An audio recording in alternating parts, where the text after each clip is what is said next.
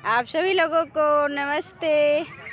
आज हम लोग आए हैं चंडीगढ़ घूमने और वहाँ का ये पार्क है रोज गार्डन। मैं सोची इसमें एक वीडियो बनाऊं और आप लोग को गाना सुनाऊं।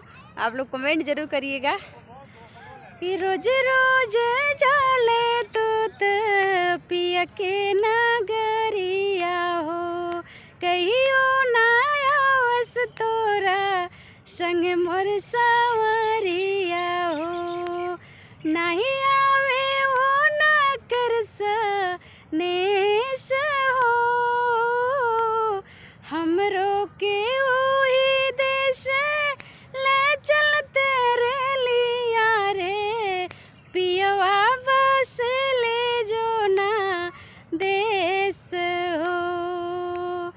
नया नोहर कन्या अइली आवत जोगिनिया भैली, जनली ना पियवा के प्यार हो।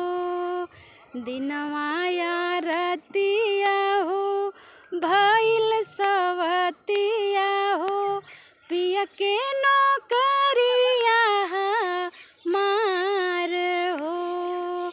पगले के भइल बाटे भेस हो,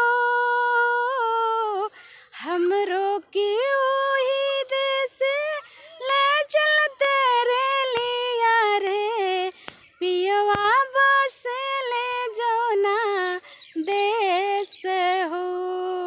आप लोग बताइएगा ये गाना कैसा है। और ये मैं आप लोगों का यहाँ का वीडियो दिखा रही हूँ रोज़ गार्डन का। लगभग इसमें गुलाब के फूल 150-200 हैं। बहुत ही सुंदर। हम लोग को लेट हो गया आने में।